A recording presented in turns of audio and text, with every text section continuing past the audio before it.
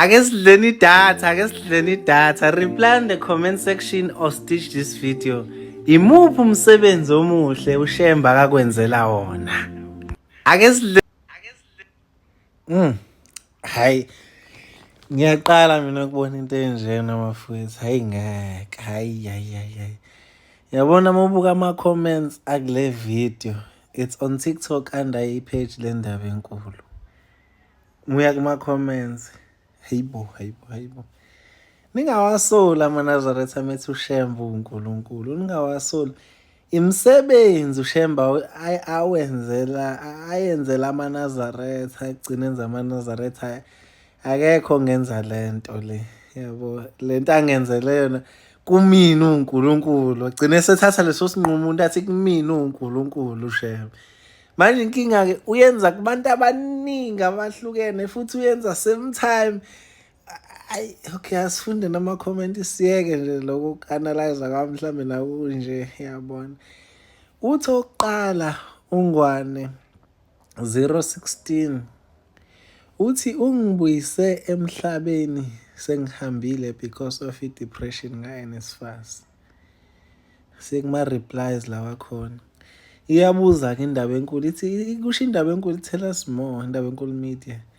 Uyaqhubeka uNgwane 016 uthi so ngine depression ngibona impilo yami stuck. I tried committing suicide but I failed. Okay, ngaqala ngahlasela ama-luminates ngehlezi ngibhekile. Kushuthi uShembe kumsindise kuleyo nkinga enjalo uNgwane 016. Eish. Asiyeke la kuPretty. uPretty uthini uNosipho? Uthi uPretty I got u18 point in my matric. Ngamcela uShembe ngeshumi. Uthi wanikela ngeshumi uPretty. Waqinisa ngale mthandazweni ukuthi akangenza ufakazi.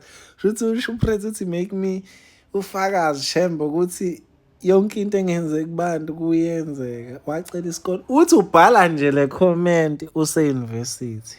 Yo.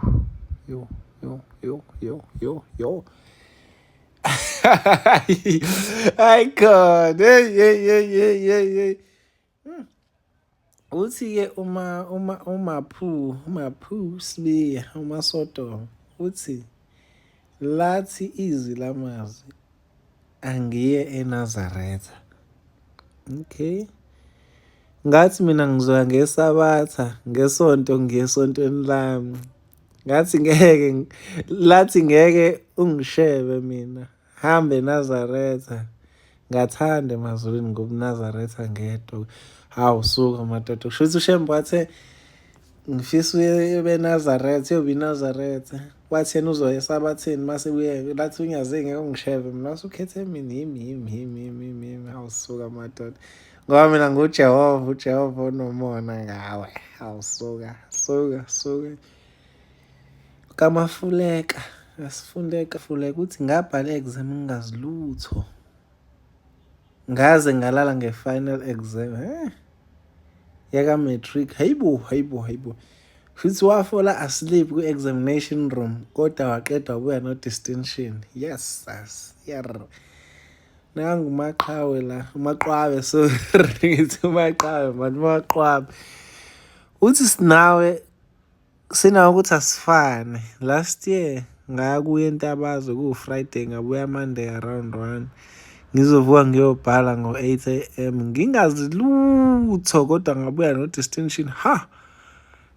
Sesiya risk kodwa ningayithathi ke lento nani nizohamba angisho ukuthi ningayikushembe kodwa futhi angayichaza ngithule kodwa Shembe hayi indaba enkulu.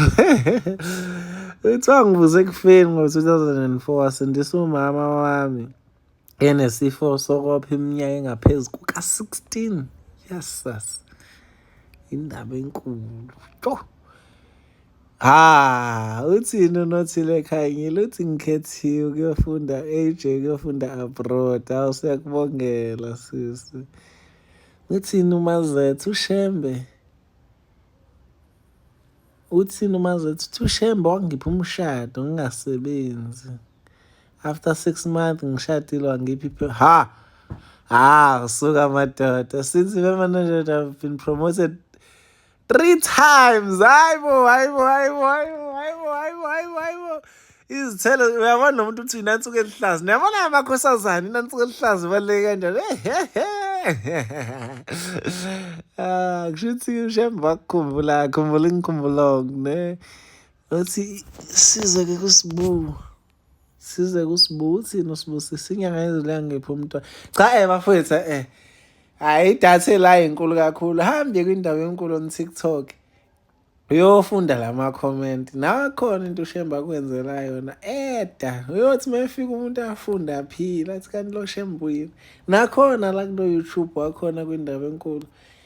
Nawe comment usho ukuthi uShemba wakwenzelani. Naku-Instagram ngokunjalo kucace nje manje ukuthi uShembe thi uNkulunkulu kusukaphi lokho? Yebo uNkulunkulu kodwa yini asezenzile kuthina ukukhombisa ukuthi uNkulunkulu kuningi bhala nje nawe phansi uyabona nje siflexe ngalolunyazi